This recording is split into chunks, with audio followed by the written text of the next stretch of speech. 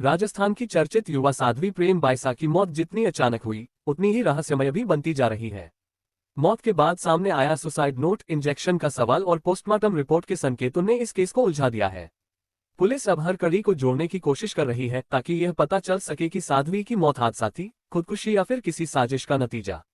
28 जनवरी की शाम करीब 5 बजे कंपाउंडर देवी सिंह राजपुरोहित ने साध्वी प्रेम बाइसा को इंजेक्शन लगाया।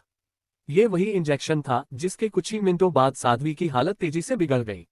साध्वी के पिता वीरमनाथ और आश्रम के सेवादारों के मुताबिक इंजेक्शन लगने के बाद उनकी तबीयत इतनी बिगड़ी कि अस्पताल पहुंचाने तक का समय नहीं मिल पाया। अस्पताल पहुंचने से पहले ही उनकी मौत हो गई। यहीं से सारे सवाल उसी इंजेक्शन पर टिक गए। आखिर ऐसा क्या था कि एक सामान्य सा इंजेक्शन साध्वी की जान ले गया? इसी सवाल का जवाब तलाशने के लिए पुलिस ने पोस्टमार्टम रिपोर्ट और विसरा जांच का सहारा लिया। शुरुआती पोस्टमार्टम रिपोर्ट में जो बातें सामने आई हैं, वे कई चौंकाने वाले संकेत देती हैं। इनमें कई ऐसे तथ्य सामने आए हैं जो जांच कर रही पुलिस टीम को भी चौंका रहे हैं। सूत्रों के मुताबिक पोस्टमार्टम करने वाले डॉक्टरों ने पाया कि मौत से पहले साध्वी की आंतें और पेट के कई अंदरूनी अंग सिकुड़ चुके थे। फॉरेंसिक एक्सपर्ट्स बताते हैं कि ऐसा आमतौर पर गंभीर बीमारी या किसी तेज रिएक्शन की वजह से हो सकता है। सवाल यह है कि क्या साध्वी की बीमारी इतनी गंभीर थी या फिर इंजेक्शन के हैवी डोज ने अंदरूनी अंगों पर घातक असर डाला। पोस्टमार्टम रिपोर्ट का खुलासा नंबर 2, लाल पाए गए अंदरूनी अंग। पोस्टमार्टम में कुछ अंदरूनी अंग लाल पाए गए। फॉरेंसिक एक्सपर्ट्स के मुताबिक ऐसा इन्फेक्शन और पॉइजनिंग दोनों मामलों में हो सकता है। कई जहरीले पदार्थ शरीर के अंदर इस तरह के बदलाव पैदा करते हैं। यही वजह है कि पुलिस ये पता लगाने में जुटी है कि यह जहर का असर था या फिर किसी दवा का खतरनाक रिएक्शन। पोस्टमार्टम रिपोर्ट का खुलासा नंबर 3, नीले पड़ गए थे नाखून। डॉक्टरों ने यह भी पाया कि साध्वी के हाथ और पांव के नाखून नीले पड़ चुके थे। आमतौर पर इसे पॉइजनिंग से जोड़कर देखा जाता है। हालांकि टॉक्सिकोलॉजी एक्सपर्ट्स का कहना है कि शरीर में ऑक्सीजन की कमी से भी ऐसा हो सकता है। हैंगिंग या ड्राउनिंग के मामलों में भी नाखून नीले पड़ने के उदाहरण सामने आते हैं।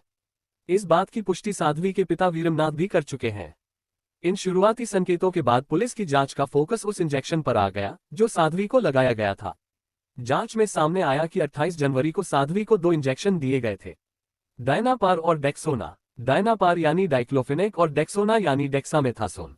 ये दोनों दवाएं तेज दर्द, सूजन और चोट के मामलों में दी जाती हैं, लेकिन डॉक्टर की निगरानी में। मेडिकल एक्सपर्ट्स बताते हैं कि कभी-कभी इन दोनों दवाओं का एक साथ या एक ही सिरिंज से दिया जाना खतरनाक कार्डियोवैस्कुलर इवेंट, यहां तक कि हार्ट फेल का कारण बन सकता है। पेट से जुड़ी गंभीर समस्याएं, चक्कर और संक्रमण का खतरा भी बढ़ जाता है।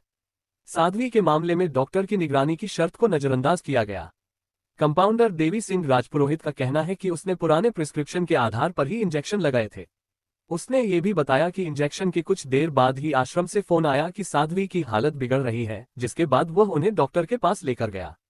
हालांकि कंपाउंडर खुद इस बात से हैरान है कि यह इंजेक्शन जानलेवा कैसे साबित हो गया।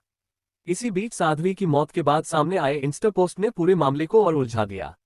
साध्वी की मौत के करीब 4 घंटे बाद उनके इंस्टाग्राम अकाउंट से एक पोस्ट किया गया जिसे सुसाइड नोट माना गया। पहले कयास लगाए गए कि यह पोस्ट खुद साध्वी ने मौत से पहले लिखी थी। अब पुलिस जांच में सामने आया है कि यह पोस्ट न तो साध्वी ने लिखा था और न ही उन्होंने पोस्ट किया था। यह पोस्ट साध्वी के ड्राइवर भोमाराम ने लिखा और पोस्ट किया था। पूछताछ में खुलासा हुआ कि पोस्ट का कंटेंट साध्वी के पिता वीरमनाथ ने ड्राइवर को बताया था। वीरमनाथ ने पुलिस को बताया कि प्राइवेट वीडियो लीक होने के बाद से उनकी बेटी मानसिक रूप से बेहद परेशान थी। अस्पताल जाने से पहले साध्वी ने कहा था कि यदि वो जिंदा न रह सके तो कम से कम उन्हें इंसाफ जरूर मिलना चाहिए। इसी भावनात्मक हालत में वीरमनाथ ने वह पोस्ट ड्राइवर से लिखवाया। फिलहाल पुलिस वीरमनाथ और ड्राइवर भोमाराम के बयानों को क्रॉस चेक कर रही है। साध्वी की मौत की गुत्थी सुलझाने के लिए अब तक कई राउंड की पूछताछ हो चुकी है और सभी बयानों की वीडियोग्राफी भी करवाई गई है।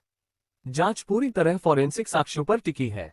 पुलिस ने साध्वी के अंदरूनी अंगों के अलावा उनके रोजमर्रा के इस्तेमाल की चीजों के करीब 40 सैंपल रासायनिक जांच के लिए भेजे हैं। इनमें रसोई का सामान, कपड़े, कंघी, इंजेक्शन के रैपर, नीडल और दवाएं शामिल हैं। साध्वी के तीनों मोबाइल फोन भी पुलिस के कब्जे में हैं।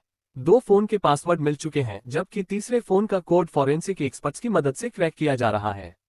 इसके साथ ही पुलिस उस प्राइवेट वीडियो में नजर आ रही तीसरी महिला से भी पूछताछ करने की तैयारी में है, जिसने इस पूरे मामले को पहली बार सुर्खियों में ला दिया था।